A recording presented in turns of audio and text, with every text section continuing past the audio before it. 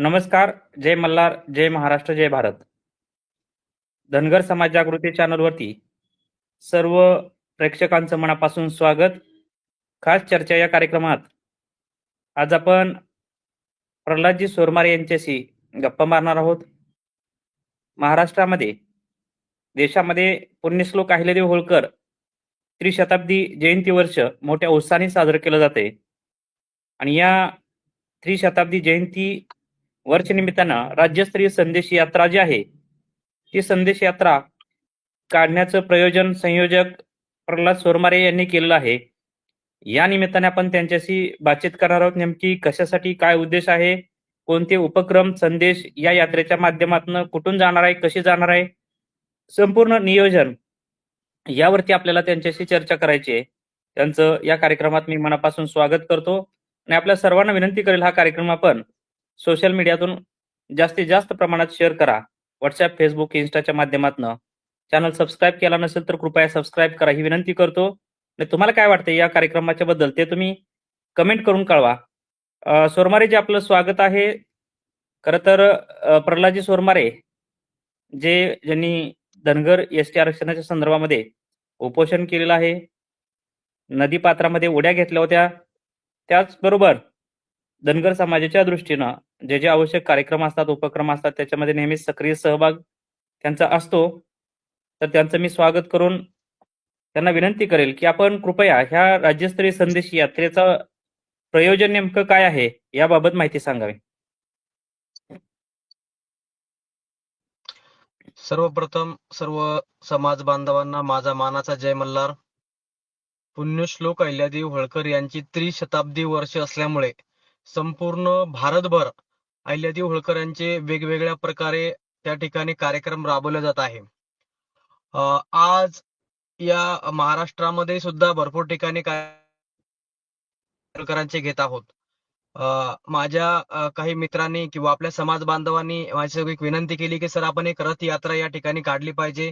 अहिल्यादेवी होळकरांचं काम हे खूप मोठ्या प्रमाणात आहे आणि यांचा संदेश यात्रा घेऊन आपण आपल्या समाजापुरतच नाही तर आपण त्या ठिकाणी प्रत्येक समाज बांधवांना या अहिल्यादेवी होळकरांचं कार्य माहिती केलं पाहिजे. त्या ठिकाणी आपण एक संदेश यात्रा काढून की जेणेकरून आपण या भागात फिरल्यानंतर अहिल्यादेवी होळकरांचे एक त्या ठिकाणी पूजन होईल, त्या ठिकाणी विचाराची देवाणघेवाण होईल आणि आपल्याला खूप सारे आपल्या समाज बांधव असू द्या, राजकीय क्षेत्रातील, सामाजिक क्षेत्रातील जे काही मंडळी असतील आणि ते त्या ठिकाणी येऊन त्या कार्यक्रमाला आवर्जून भेटीगाठी देतील, जेणेकरून त्यांना या गोष्टी माहिती होतील. आणि आम्ही नक्कीच. सर्वप्रथम याचे आयोजन केलं आहे की एक सासर ते माहेर अहिल्यादेवी होळकरांचा जोडण्याचा प्रयत्न आम्ही त्या ठिकाणी केलेला आहे की जेणेकरून अहिल्यादेवी होळकरांचं इंदोर या ठिकाणी प्रस्थ त्यांनी केलेलं होतं. त्या ठिकाणी 30 वर्ष त्यांनी राज्यकारभार चांगल्या प्रकारे त्यांनी चालवला की जेणेकरून एक महिला असून आज आपण बघतोय की या राज्यव्यवस्थेची काय हाल होतंय, की राज्य चालताना किती त्यांना अडचणी येत आहे. त्या काळामध्ये 30 वर्ष जर त्या अहिल्यादेवी होळकरांनी जर त्या ठिकाणी राज्यकारभार चालला असेल तर तो कशा प्रकारे त्यांनी राज्यकारभार चालला असेल, त्यांनी काय काय कामं केली आहे, सामाजिक कामं आहे, राजकीय म्हणजे खूप सारे त्यांचे कामं जे आहे आपण या समाजापुरतच नाही तर प्रत्येक घटकाला या ठिकाणची माहिती मिळावी यासाठी नक्कीच. मला प्रल्हादजी, तुम्हाला एक असा मार्ग विचारायचं आहे. या ठिकाणी अवलंबलेला आहे. हा जो प्रयोजन आहे ह्या संदेश यात्रेचं, नेमकी सुरुवात कुठून होणार आहे, कशी होणार आहे, आणि ही संदेश यात्रा कोणत्या कोणत्या भागातून काय काय कव्हर करत जाणार आहे, कसे करत जाणार आहे, आणि त्या संदेश यात्रेच्या दरम्यान जी काही कार्यक्रम पत्रिका असणार आहे ती नेमकी कशी असणार आहे? या ठिकाणी आम्ही सुरुवात इंदोर पासून केलेली आहे. हा आमचा कार्यक्रम 60 दिवसाचा आहे. 1 एप्रिलला हा कार्यक्रम सुरू होईल. तर शेवट त्याचा चौंडीला 31 मेला त्याचा शेवट होईल. आम्ही इंदोर पासून या ठिकाणी निघणार आहोत. 1 ते 5 दरम्यान आम्ही इंदोरच्या भागामध्ये राहणार आहोत.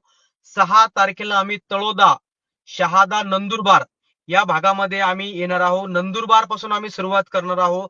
नंदुरबार झालं, धुळे झालं, जळगाव, त्यानंतर ती यात्रा बुलढाण्यामध्ये जाईल.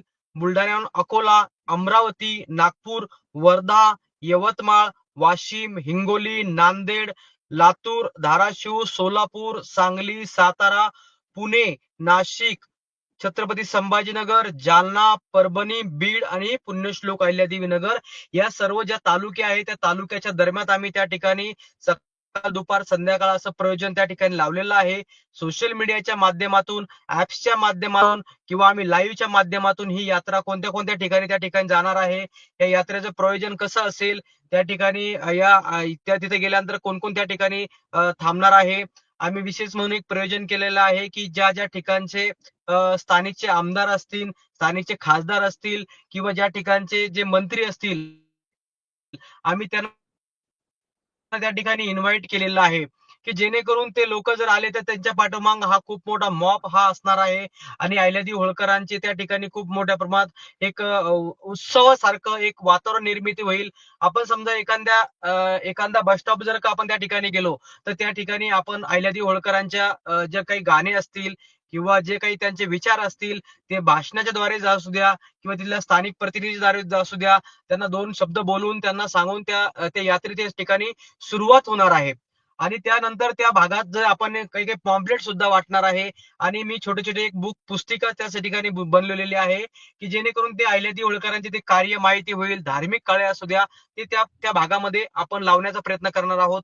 तर मग स्टिकर सुद्धा आपण खूप मोठ्या प्रकारचे स्टिकर छापलेले आहे. इंदोर ते चौंडी असे एसटी बस स्टॉपच्या पाठीमागे असू द्या किंवा जेणेकरून ज्यांचे आपले जे कार्यकर्ते असतील त्यांच्या गाडीवरती असू द्या, हे खूप मोठ्या प्रमाणात आपण त्या ठिकाणी लावण्याचा प्रयत्न केला आहे जेणेकरून जनजागृती होईल आणि लोकांपर्यंत माहिती होईल की ही यात्रा या भागातून चाललेली आहे, या यात्रेचं प्रयोजन काय आहे, या यात्रेदरम्यान आपल्याला मिळू शकतं आहे. अशा प्रकारचे आम्ही त्या ठिकाणी प्रयोजन केलेलं आहे. त्याच्यामध्ये आपण आतापर्यंत काय काय तयारी केलेलं आहे? कसं कोण कोण बरोबर असणार आहेत? कशी व्यवस्था असणार आहे?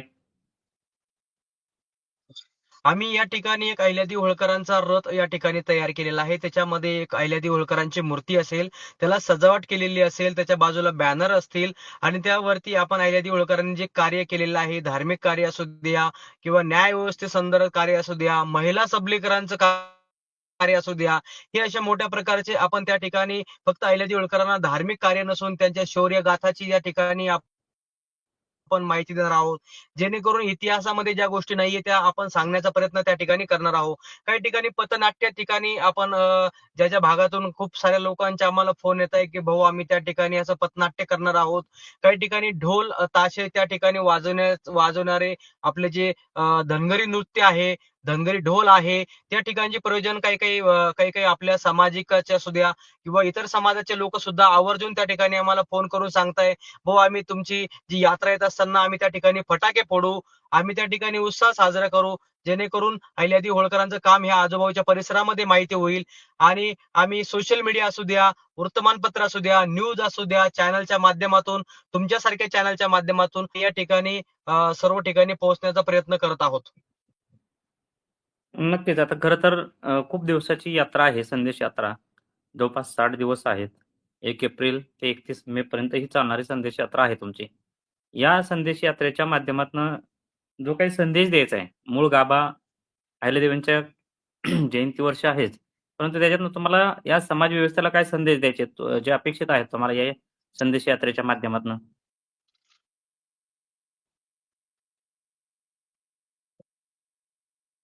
या संदेश यात्रेच्या दरम्यान आपण जो अहिल्यादेवी होळकरांचा जे विचाराचा प्रसार करण्यासाठी आम्ही त्या ठिकाणी काही आपली मंडळी भाषण त्या ठिकाणी करणार आहे.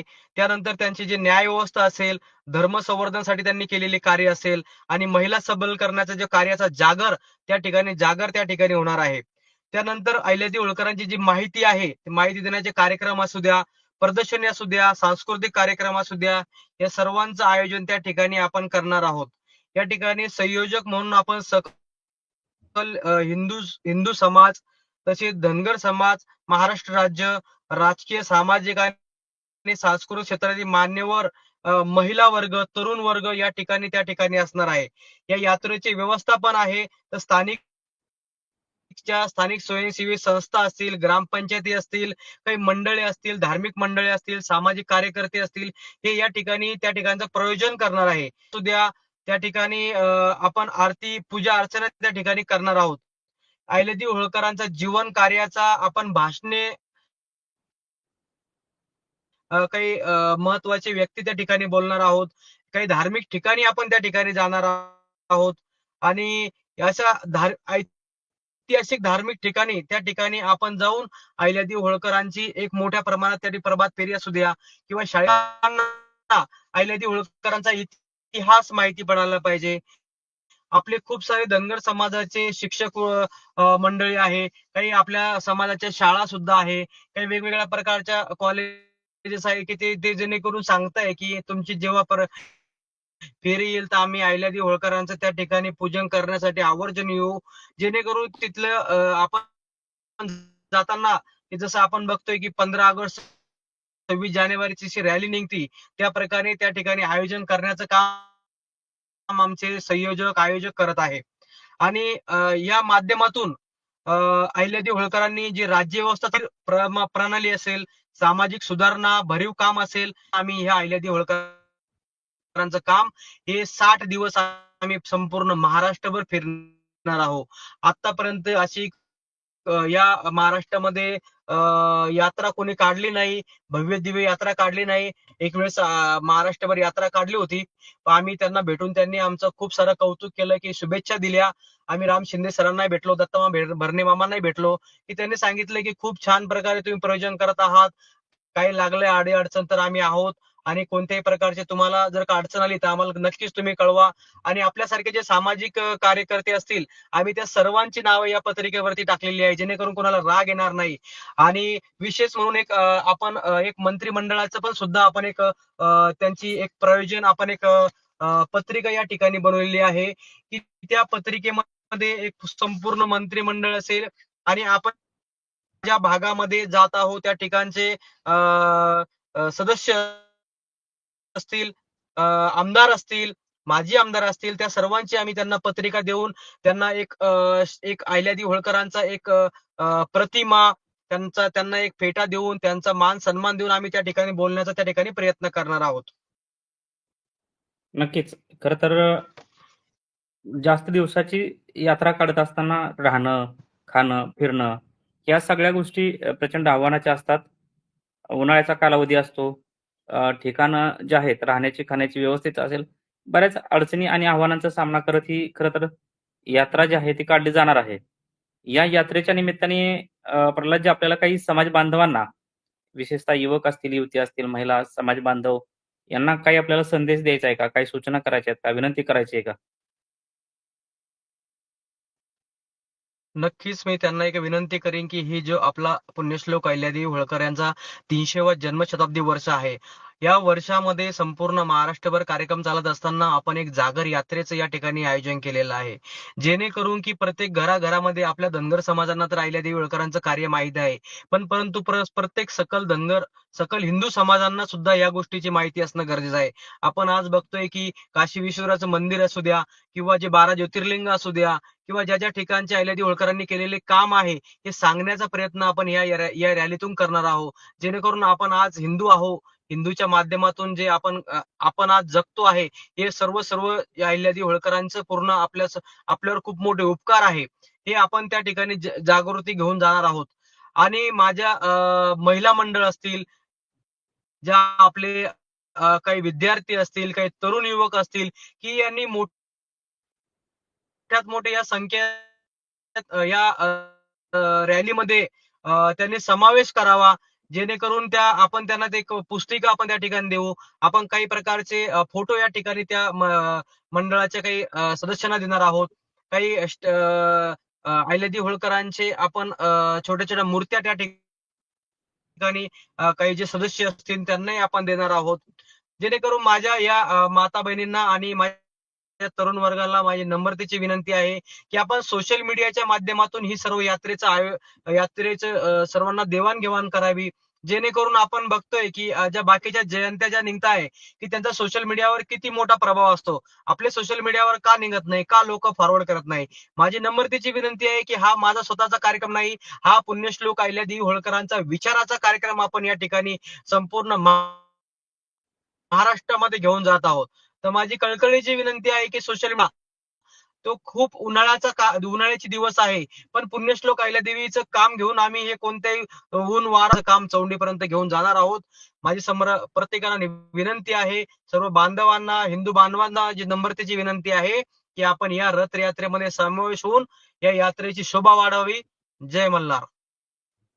नक्कीच. खरं तर मोठं कार्य हातामध्ये घेतलेलं आहे. त्याबद्दल सकल धनगर समाजाच्या वतीनं तुम्हाला शुभेच्छा आहेत या कार्यक्रमासाठी आणि बांधवांना मी या कार्यक्रमाच्या निमित्ताने आवाहन करतो, विनंती करतो.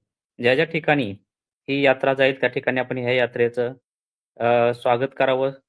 लोकांनी सहभाग द्यावा. त्या ठिकाणी त्या भागामध्ये त्यांचं जिथे हा रथ येईल तिथे पूजा करावी आणि जल्लोषामध्ये या यात्रेचं, संदेश यात्रेचं स्वागत करून त्रिशताब्दी वर्ष जे आहे ते आपण सगळ्यांनी साजरं करावं. तसंच महाराष्ट्रातल्या सर्व भागामध्ये पुण्यश्लोक अहिल्यादेवी होळकर यांचं त्रिशताब्दी जन्मवर्ष जे आहे ते वेगवेगळ्या कार्यक्रमांनी, उपक्रमांनी आपण साजरं करावं. छोटे-मोठे असतील काय कार्यक्रम जागृतीचे, प्रबोधनाचे, संदेश, माहिती जे काय तुम्हाला ज्या क्षेत्रातील मंडळी असतील त्या क्षेत्रातील पुढाकार घेऊन अशा स्वरूपाचे कार्यक्रम आपल्या भागामध्ये झाले पाहिजेत. याच्यामध्ये सर्वांचा सहभाग कसा घेता येईल, सर्व समाजातल्या सर्व घटकांचा सहभाग अशा कार्यक्रमामध्ये कसा घेता येईल या दृष्टीने देखील आपण सगळ्यांनी प्रयत्न केले पाहिजेत.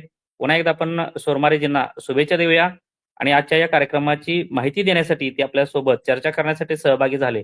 त्याबद्दल त्यांचे देखील मी मनापासून आभार मानतो. हा कार्यक्रम इथे थांबवतो, परंतु तुमच्यावरती जबाबदारी सोपवतो. या कार्यक्रमाला आपण जास्तीत जास्त लोकांच्या पर्यंत सोशल मीडियातनं पोहोचवाल. ही लिंक आपण इतर बांधवांच्या पर्यंत पोहोचवून या कार्यक्रमाचा प्रचार प्रसार करचाल. चॅनल सबस्क्राईब केला नसेल तर कृपया सबस्क्राईब करा. एवढीच विनंती करतो. या ठिकाणी थांबतो. धन्यवाद. जय मल्हार, जय महाराष्ट्र, जय भारत.